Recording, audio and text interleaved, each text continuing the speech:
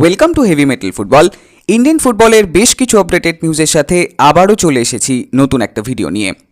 তো চূড়ান্ত পর্বে এসে টানটান উত্তেজনায় জমজমাট কলকাতা ফুটবল লিগের চ্যাম্পিয়নশিপের লড়াই।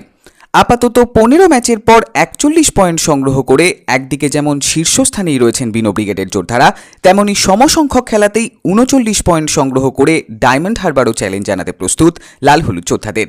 উল্লেখ্য, ব্যারাকপুরের মাঠে আজই ইস্টবেঙ্গল এবং ডায়মন্ড হারবারের ম্যাচটি হওয়ার কথা থাকলেও আইএফএ কর্তৃপক্ষ ইতিমধ্যেই সিদ্ধান্ত নিয়েছে এই খেলাটিকে পিছিয়ে দেওয়ার। তবে এখনও পর্যন্ত এই খেলার পরবর্তী কোনো ডেট প্রকাশ্যে আনেনি কলকাতা ফুটবল লিগের নিয়ামক সংস্থা।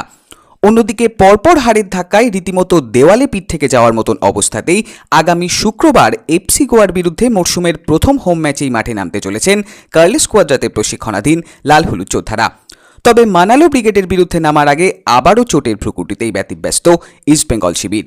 পাশাপাশি দলের কোচিং স্টাফের রদবদল এবং সেই সাথেই নতুন অ্যাডভাইজারি কমিটির গঠন সহ ইস্টবেঙ্গলের অতি গুরুত্বপূর্ণ একাধিক আপডেটস নিয়ে শুরু করতে চলেছি আজকের এই নতুন এপিসোড।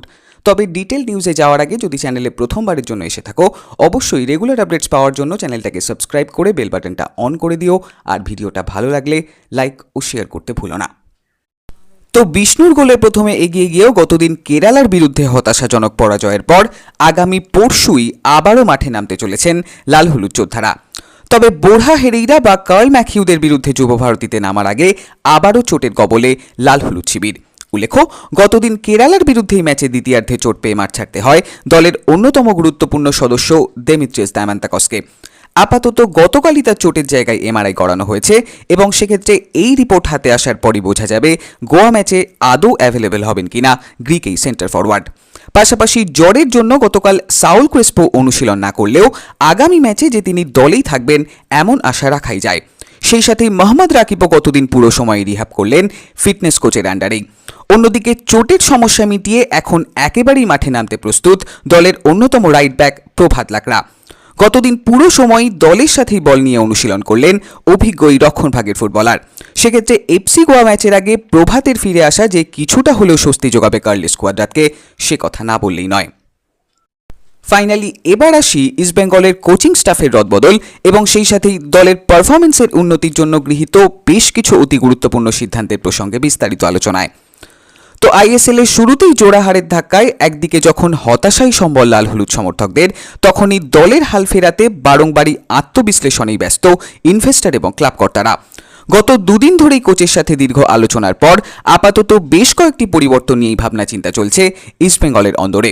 এক্ষেত্রে প্রথম যে সিদ্ধান্তটি ম্যানেজমেন্ট নিতে চলেছেন তা অবশ্যই ফিজিক্যাল ট্রেনার কার্লোস গেমিনেস মার্টিনের বিদায়। উল্লেখ্য, প্রায় 2.5 মাসের কাছাকাছি দল অনুশীলনে নামলেও এখনও পর্যন্ত ফিটনেসের দিক থেকে অনেকটাই পিছিয়ে সাউল মাদিতালাল্লা। এক্ষেত্রে ফিজিক্যাল ট্রেনারের ভূমিকা নিয়ে যথেষ্টই অখুশি ইস্টবেঙ্গল ক্লাব এবং ইনভেস্টর কর্তৃপক্ষ।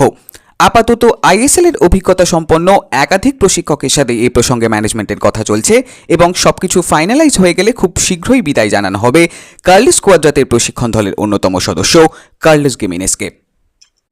অন্যদিকে দলের টেকনিক্যাল ডাইরেক্টর নিয়োগ নিয়েও এই মুহূর্তে জোর জল্পনা আপামর লাল হলুদ সমর্থকদের মাঝেই। একাধিক সূত্রেই সঞ্জয় সেনকে ইস্টবেঙ্গল টিডি হিসেবে নিয়োগ করছে বলে খবর করা হলেও এখনও পর্যন্ত এমন কোনো সিদ্ধান্তই ম্যানেজমেন্ট নেয়নি। আপাতত এফসি গোয়া ম্যাচই হতে চলেছে কোচের অন্যতম পরীক্ষা এবং এই ম্যাচের ফলাফলের ওপরই নির্ভর করবে ম্যানেজমেন্টের পরবর্তী পদক্ষেপ।